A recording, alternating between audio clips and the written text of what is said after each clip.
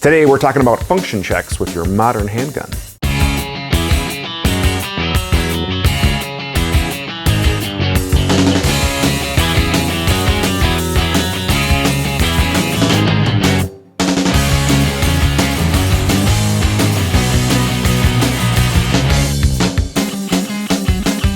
Hey guys, my name is Dave Tim. Thank you very much for checking out this video. Today we're going to be talking about function checks with your handgun, but before we get into that, please like, share, and subscribe to this video of the channel and check us out online and on all of our social media outlets. If you like what we're doing, please share, please hit that like button, follow us, we do appreciate it.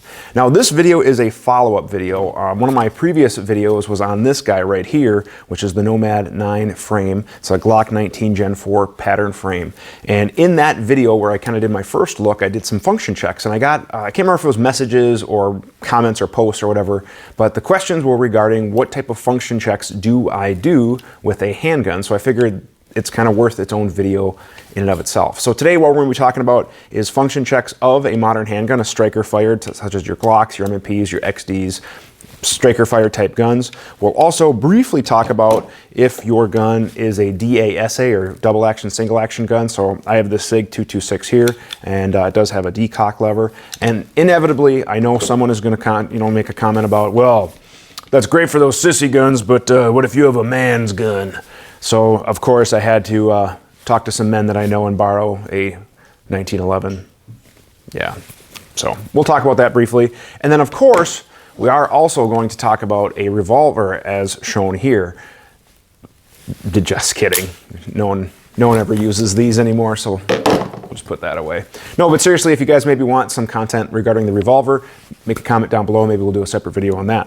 So first things first, I'm just going to set these aside, and what you will need to do your function checks is you will need a handgun, a magazine, and maybe some dummy rounds. Now, first rule with working with any firearm is to make sure that your work surface is clear of any ammunition and that the firearm is unloaded. And if you're not familiar with how to do that, check the owner's manual, take some safety training, because we double check that our firearm is unloaded before working on it. You'd be surprised how many unloaded guns have had negligent discharges. So we're going to check the magwell, loading area, and chamber. I like to look away, and then I like to verify magwell, loading area, and chamber. And now I verified that my handgun is unloaded and I can proceed with my function checks. So before we do this, when do you want to do function checks? Well, maybe you've just got done servicing or cleaning your handgun, you've disassembled it, you put it back together, you want to make sure it is at least functioning as it should, because you can't go to the range and do a test fire. Ultimately, the best way to test a handgun is to test fire it with live ammunition, of course, but not everybody has that opportunity every time. So you've worked on it, you've cleaned it, you've done whatever, and you want to make sure that it's functioning as it should. Okay, so first things first, with the assembled handgun, we'll just assume that it's in this state. What I like to do is simply pull back on the slide until it stops and let go. All right, now that the gun is still in one piece, that is check number one, that the slide did not come off of the frame. So the slide lock is working as it should. Additionally, now I'm going to pull back on the slide and lift up on my slide stop or slide stop lever and make sure that it engages. But then I'm going to now release the slide again using either the racking method or using the slide stop, and it passes. Now what I'm looking for there is, yes, of course, to make sure that the slide doesn't come off, but also that the recoil spring assembly has enough energy to return the slide to battery. If it were to get stuck in like a position like that, where you can see that it's not quite to battery, obviously that is an indicator that my recoil spring does not have enough power, and I'd probably need to replace that. Now some people like to go slow, but if you go slow enough with some guns, you can kind of, force it, if you will. So don't be afraid to manipulate it. Make sure that the slide returns to battery. Now, other tests that we can do with our empty magazine and verify that it again is empty, I can insert empty magazine into the handgun, pull the slide back, and the slide should lock back. That is testing that the slide stop is being lifted up by the follower of the empty magazine. And again, I can check function there, double check, working as it should. Another check that we can do with the magazine is to insert a magazine into the handgun and give it a tug. Make sure that the mag catch is holding the magazine in place. Likewise, when I press the magazine release, the magazine should release from the handgun. Now I can begin to test fire controls, fire functioning. So I can press the trigger. I've already verified, of course, that it is unloaded. I should hear the hammer or striker activate, which it does.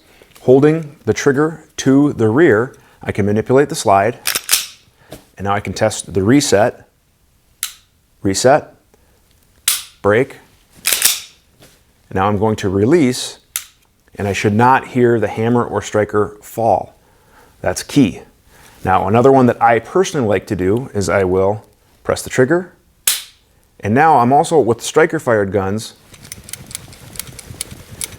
you can kind of hear that. That's actually the striker moving back and forth. That means that all the firing pin safeties, all the safety mechanisms are working as they should, and it allowed the striker to travel into the pocket of the breech face and function as it should.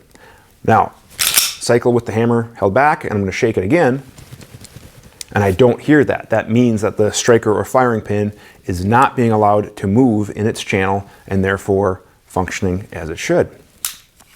So those are some real quick down and dirty function checks that I like to do with a modern striker fired handgun. Now, if you have dummy rounds or action proving rounds, you can certainly use a magazine to perform some function checks with those. You can make sure that the rounds feed properly, extract and eject properly, and again, lock the slide back on an empty magazine. So those are some simple handgun function checks for a striker fired handgun, but what if your firearm has a hammer like this SIG here? It's a double action, single action, which for those of you guys unfamiliar with that, basically means that once I decock using the decocker, which is this lever right here, I now have a double action trigger press, which means that this trigger press is pulling back the hammer and then also releasing the hammer. Once the gun cycles, or maybe I've manually cycled the slide, I have a single action, which means when I press the trigger, the hammer is already back, and it just causes the hammer to fall. Now you can see that when I hold the trigger back, the hammer is basically in this loose state. You can see that it's moving forward here. That means that the hammer was allowed to fall and strike the firing pin, allowing my round to go off. Now, if I cycle the slide,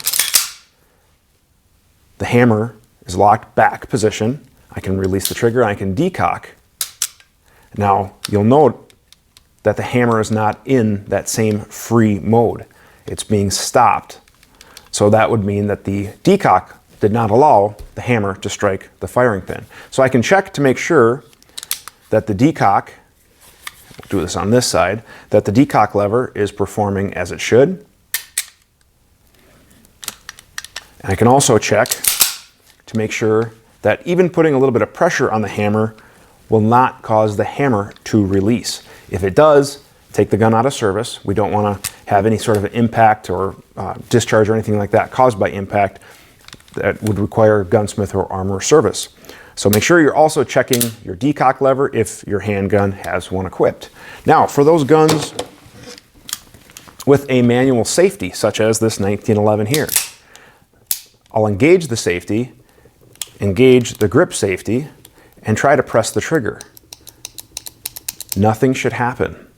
Once I manipulate the safety to the fire position, manipulate the grip safety, now when I press the trigger, and again, this firearm has been verified unloaded, the hammer will fall audibly and visibly as shown. I can cycle, test my reset, noting that the hammer did not fall on reset, can test the safety, manipulate, do it again. Now, I was manipulating both safeties at the same time. If your gun has more than one safety, like this 1911 featuring an external safety and a grip safety, we also want to test those independently as well. Cycle the handgun, manipulate the external safety into the fire position, and now I'm going to remove my hand from the grip safety and I'm going to press the trigger. The hammer does not fall. I can manipulate the external safety into the safe position and manipulate the grip safety. The hammer does not fall. So the only way that this gun should function is if the external safety is in the fire position and you are manipulating the grip safety, then when you press the trigger, the hammer will fall. So that's kind of a brief understanding of the function checks that I do with my semi-auto handguns. Again, we're checking the mag to make sure that it's retained and releasing properly. We're checking the slide to make sure that it, number one, doesn't fall off, and that it also locks back properly with an empty magazine. And then we're testing the fire controls to make sure that the trigger press does indeed activate the striker or firing pin. We're testing the reset, the disconnector or connector, depending on your type of handgun, and the overall function. Of course, you can also use dummy rounds to verify feeding, extracting, and ejection. And it's something that I do every time I clean, lubricate, whatever it might be to a handgun. After I've done something to it that, basically I've removed the slide for whatever reason, I then will do function checks to make sure it is functioning as it should. So, hope you found this video helpful. If you have any questions, comments, feedback, please leave a comment in the comment section below. You can also shoot us a message on any one of our social media platforms. Now, if you have questions, we have a monthly QA series where we answer your questions every month. Best way to get your question on the show is to send us an email at the email address shown below, which is theqa@gunsandtactics.com. At the end of the month, we answer your questions, and one lucky winner will receive a prize pack from our sponsor, Linear Arms. So please submit your questions to the QA, leave comments. We love to engage with you. Like, share, and subscribe, and we will see you in future videos. Thank you very much for watching, and have a great day.